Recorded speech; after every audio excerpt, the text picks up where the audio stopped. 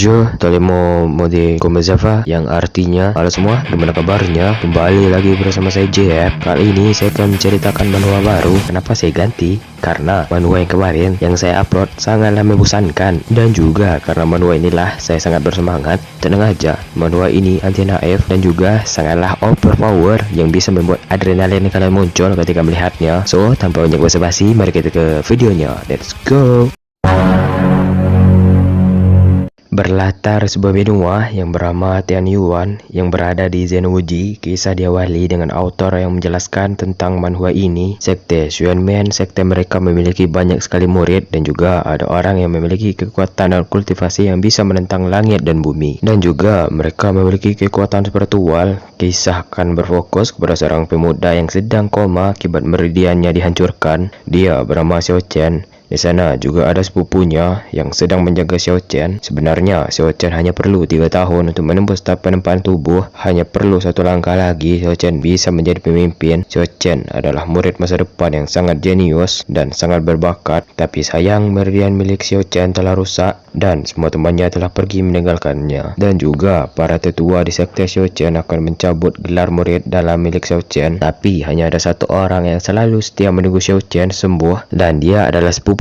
Setelah wanita itu pergi, kini Xiao Chen telah tersadarkan diri dari komanya. Xiao Chen tidak percaya bahwa dia masihlah hidup, dan juga tubuh yang ditempati oleh Xiao Chen bukanlah miliknya. Dia dilahirkan kembali dan masuk ke dalam tubuh bocah sampah. Flashback sebelum meridian milik Xiao Chen belum rusak. Xiao Chen adalah orang yang menguasai 9 surga agung. Dia adalah satu-satunya yang terkuat, tapi Xiao Chen terlalu terburu-buru untuk mencapai kekuatan yang lebih tinggi hingga dia mendapatkan hukuman surgawi. Tapi saat Xiao Chen menerima hukuman langit dan dia lengah, dan Xiao Chen diserang oleh Kaisar Li Yuan dengan pedang tertingginya, dan pada akhirnya Xiao Chen pun mati. Untungnya jiwa milik Xiao Chen sangatlah kuat. Karena jiwa dari Xiao Chen sangat kuat, dia bisa lari dari mereka yang mengkhianatinya. Dan dia berinkarnasi ke tubuh bocah yang dianggap oleh Xiao Chen tubuhnya sangat sampah. Xiao Chen harus memulai kultivasinya dari awal lagi, dan jika akan kembali ke puncak dan akan membalaskan dendamnya ke Kaisar Agung yang bernama Li Yun. Xiao Chen merasa bahwa tubuh yang ditempati sekarang sangatlah buruk dan juga meridiannya telah rusak. Namun di balik kerusakan yang parah ada sesuatu yang sangatlah berharga, yaitu tubuh yang ditempati oleh Xiao Chen adalah tubuh yang cocok untuk melatih teknik pendingin Taiko. Namun sayangnya energi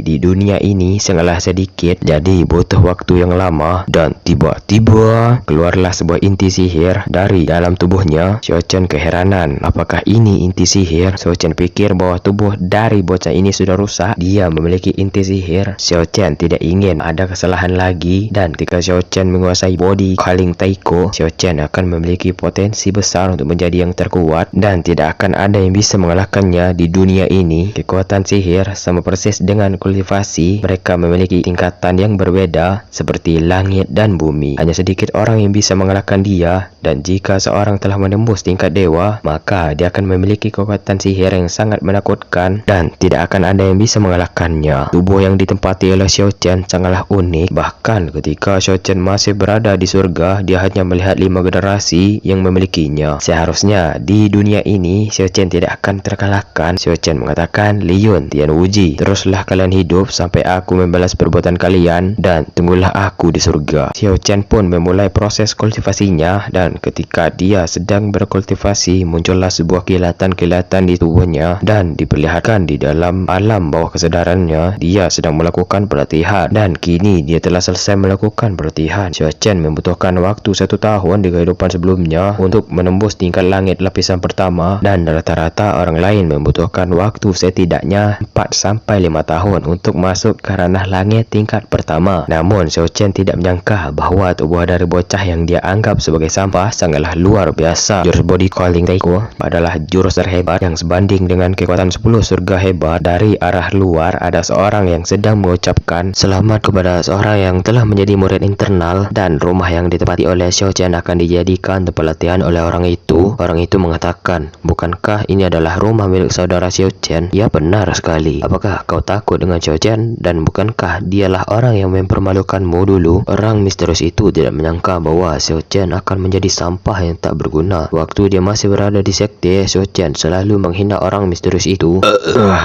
Orang misterius Orang misterius yang belum diketahui namanya pun mengatakan, "Hei, Empo, ngapain kau di sini? Bukankah kau sudah kehilangan gelar sebagai murid internal?" Xiao Chen berkata, "Keluar kalian. Aku tidak akan mengatakan sampai kedua kalinya." Dan orang yang bersama dengan orang misterius tadi marah-marah sambil mengatakan, "Xiao Chen, kau sudah kehilangan posisi sebagai murid internal. Apakah kau masih berani mengusir kami dari sini? Seharusnya kaulah yang pergi." Xiao Chen dan Cecungo itu pun akan bertarung. Kemudian cerita pun berpindah ke sebuah tempat yang sangatlah ramai, dan di sanalah Xiao Chen dan mas-mas itu akan bertarung. Dan karena Xiao Chen dan Cecungo itu akan bertarung, membuat kehebohan bagi para murid yang ada di sana, dan mereka tidak menyangka kalau Xiao Chen telah sembuh dari komanya. Di antara kerumunan yang melihat, menurut yang dikatakan oleh NPC itu, Xiao Chen diserang secara diam-diam, dan akibat dari dia diserang secara diam-diam, meridian milik Xiao Chen pun rusak, dan setelah itu dia koma. Dan apakah Xiao Chen disembuhkan oleh tetua? Menurut mereka, orang ini tidak percaya bahwa Xiao Chen disembuhkan oleh para tetua. Bahkan menurut rumor yang didengar bahwa tetua mengatakan tidak bisa menyembuhkan Xiao Chen, dan mereka pun meremehkan Xiao Chen hanya karena meridiannya hancur, dan mereka bilang Xiao Chen telah memprovokasi Liu Feng. Ini gawat, bisa saja Xiao Chen bisa mati kalau dia tetap melawan Liu Feng. Payah nih pancas ini nih. Bisa saja Xiao Chen bisa mati kalau dia tetap melawan Liu Feng. Xiao Chen merasa bersalah karena telah mengatakan pemilik dari tubuh ini dulunya adalah sampah. Kini Xiao Chen telah kena mental. Sekedar mengingatkan bahwa tubuh yang digunakan oleh MC adalah tubuh orang yang berada di sekte Xiongmen, dan pemilik tubuh aslinya udah meninggoy. Nah, pas pemilik tubuh ini meridiannya dihancurkan, dia koma, dan kebetulan si MC dikhianati oleh Kaisar Agung, dan nama MC itu Xiao Chen, dan juga nama pemilik tubuh ini itu namanya Xiao Chen. Nah, bingung kan kalian? Sama saya juga. Liu Feng maju sambil mengatakan, "Xiao Chen, sekarang kau hanyalah orang yang..." Liu Feng maju sambil mengatakan, "Xiao Chen, sekarang kau hanyalah orang biasa yang tak memiliki kultivasi sama sekali, dan kau juga telah menjadi sampah." Liu Feng benar-benar tidak mengerti mengapa Xiao Chen berani menantang Liu Feng dengan kondisi meridian yang telah hancur. Lalu ada orang yang datang ke rumah Xiao Chen tadi. Karena namanya tidak ada, kita panggil Samsul. Ini orangnya, nama ini sampai namanya ketemu. Lalu mereka yang menonton mengatakan, "Jika kau membunuhnya, bagaimana kau menjelaskan kepada saudari Jiang Meng? Saudara Xiao Chen sudah tidak berguna, dan dia sudah menjadi sampah. Dia tidak pantas untuk saudara Jiang Meng. Sejauh yang aku tahu, waktu Jiang Meng datang ke Xiongmen 5 tahun yang lalu, dia dikejar oleh binatang buas di sebuah gunung, dan Xiao Chen langsung menyelamatkannya, dan pada saat itulah dia jadi rebahaner. Dan pada saat itu Jiang Meng berusia 10 tahun dan Xiao Chen berusia 13 tahun. Seingat Xiao Chen yang ada di tubuh ini, bahwa Jiang Meng adalah seorang yang sangat berharga bagi orang yang memiliki tubuh ini,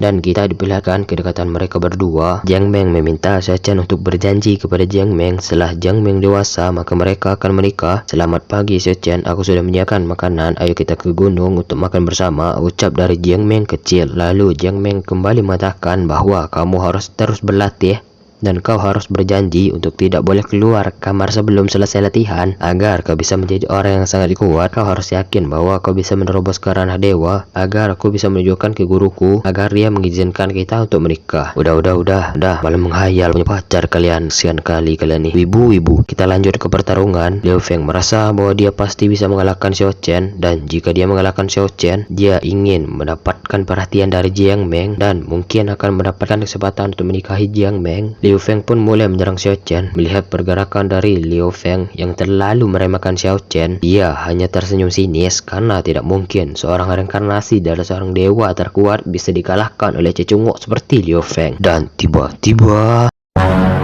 Xiao Chen pun hanya menggerakkan tangannya dan mengayunkan dengan sedikit tenaga. Namun gerakan yang dilakukan oleh Xiao Chen dapat menghempaskan Liu Feng. Liu Feng terhempas ke tembok dan membuat semua orang sangat dibuat terkejut karena Liu Feng bisa dikalahkan dengan mudah. Dan Liu Feng tidak sadarkan diri. Mereka tidak menduga dan merasa bahwa Xiao Chen menyembunyikan kekuatannya selama ini dan berpura-pura lemah, dan mereka menduga bahwa para tetua sudah menduga dengan tatapan yang sangat sangat sadis. Xiao Chen mengatakan, apakah kalian juga ingin melawanku ataukah kalian ingin maju secara bersamaan? Mendengar bahwa Xiao Chen mengatakan hal itu, mereka pun keringat dingin karena perkataan dari Xiao Chen. Samsul mengatakan, serius bro, ini bukan salah gue nggak mau ikut-ikutan. Lalu datang seorang pria yang mendengar ada suatu keributan. Dia bernama Liu Han. Ini bebungusnya, dia adalah saudara dari Liu Feng. Lalu si pirang berkata kepada Liu Han bahwasanya adikmu terluka, dia terluka dan tak sadarkan diri. Karena ulah dari Xiao Chen, Liu Han terkejut karena perkataan dari sepirang itu benar adanya. Liu Han melihat bahwa meridian adiknya telah rusak dan juga jika meridiannya bisa disembuhkan, tidak ada kemungkinan dia bisa memiliki kekuatan lagi dan mungkin akan menjadi seorang sampah. Liu Han pun sangat marah kepada Xiao Chen atas perbuatan yang telah dilakukan oleh Xiao Chen kepada adiknya, dan juga Liu Han adalah kakak pertama dari Liu Feng. Takutnya Liu Han akan membalas dendam kepada Xiao Chen hari ini juga. Dahulu ketika Xiao Chen masih hidup sebelum jiwanya digantikan oleh Xiao Chen. Nah, bingung kan kalian? Sama saya juga. Nah, di sini tuh Mimin belum tahu siapa sih nama si orang yang masuk ke dalam tubuh si bocah ini, atau namanya Xiao Chen atau yang lain juga nggak tahu saya. Mungkin bisa jadi namanya sama dengan tubuh pemilik aslinya. Menarik. Suatu misteri yang belum dipecahkan. Dahulu Xiao Chen dan Liu Han adalah rival abadi, bisa dibilang seperti Naruto dan Sasuke. Xiao Chen dan Liu Han dulunya seringkali memamerkan kekuatan mereka berdua ke murid yang lain dan juga ke para tetua. Dan jika diadu siapa yang akan menang menurut kalian? Dan Liu Han sangatlah mengan dengan Xiao Chen karena telah melukai adiknya sampai-sampai meridiannya rusak. Kali ini Liu Han akan membantai Xiao Chen di sini, di tempat ini, jam ini, hari ini, sekarang juga. Xiao Chen hanya tertawa tipis karena Liu Han sangatlah percaya diri untuk bisa membantainya. Dan Liu Han mengeluarkan jurus banteng merah. Sorry cok, maksudnya gajah merah. Kita temenan kan bro? Kita kawan kan? Ya kita kawan lah, masa enggak sih bro? Dengan santainya Xiao Chen mengatakan, berani-beraninya kau mengeluarkan teknik ampasmu di depanku. Nih teknik tuh kayak gini. Dan boom, sebuah tangan raksasa pun menggeprek gajah itu. Xiao Chen menyerang Liu Han dan serangan pertama berhasil dihindari oleh Liu Han. Dan Xiao Chen sudah berada di belakang Liu Han dalam hitungan detik. Dan boom, tangan Liu Han pun terasa mau patah. Dan sat Liu Han pun jadi godok yang terikat. Mereka terheran-heran, orang terkuat saja bisa dikalahkan dengan mudahnya. Bahkan belum sampai 1 menit, mereka menanyakan seni bela diri apa yang digunakan oleh Xiao Chen. Itu terlihat sangat misterius. Liu Han merasa kesakitan karena tubuhnya sudah seperti tali yang bisa diikat kemanapun. Xiao Chen pun berteriak, katanya, kau ingin membantaiku? Liu Han pun merasa ngeri. Liu Han adalah murid inti di sekte ini. Liu Han mengancam Xiao Chen, jika Xiao Chen berani membunuh Liu Han, maka para tetua tidak akan tinggal diam saja. Dan jika Xiao Chen membiarkan Liu Han lari, maka dia akan memberikan info di mana Jiang Meng berada. Katakan di mana dia berada. Liu Han menyuruh Xiao Chen untuk berjanji terlebih dahulu untuk tidak membantainya. Baru Liu Han mengatakan di mana Jiang Meng berada. Karena sifat dari MC kita ini adalah orang yang paling tidak suka membuang waktu dan tidak suka saling menawar. Dia bersiap untuk membunuh Liu Han, dan Liu Han mengatakan yang sebenarnya karena dia tidak ingin mati muda, dia masih ingin punya istri. Hari ini ada suatu perkumpulan di aula utama. Mereka bernama Dao Ming untuk membawa Jiang Meng. Xiao Chen pun sangat terkejut karena sangat tidak percaya. Liu Han tidak tahu detailnya. Yang pasti orang itu sangat dihormati oleh para tetua, bahkan pemimpin sekte sangat menghormati mereka. Xiao Chen mengampuni mereka dan dia bergegas untuk pergi ke sana sambil mengatakan, sepertinya ada sesuatu yang tersembunyi di Jiang Meng. Tapi tenanglah, jika aku masih hidup, aku tidak akan membiarkan Jiang Meng dalam masalah. Dan tiba-tiba muncul asap hitam dari tubuh Xiao Chen yang menandakan ada penolakan dari pemilik tubuh asli. Xiao Chen mengatakan, tenang saja, aku tidak akan membiarkan Jiang Meng terluka karena kau adalah aku adalah kau. Lalu dia Feng memberikan pil kepada Liu Han. Liu Han mengatakan, walau aku tidak bisa membunuhmu, maka merekalah yang akan membunuhmu. Tidak peduli seberapa kuat kamu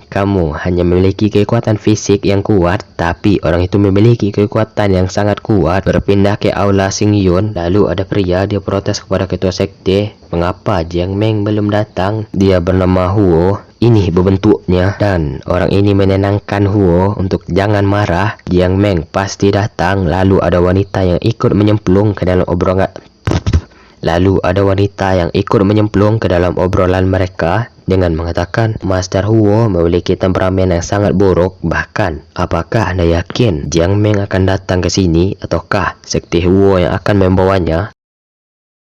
Terima kasih karena telah menonton video ini. Saya Jeb mewakili saya sendiri. Sampai jumpa di video berikutnya. Hehehehehe. Au, au. Hehehehehe. Au, au. Udah candu gue cocok. Hehehe. Dadah.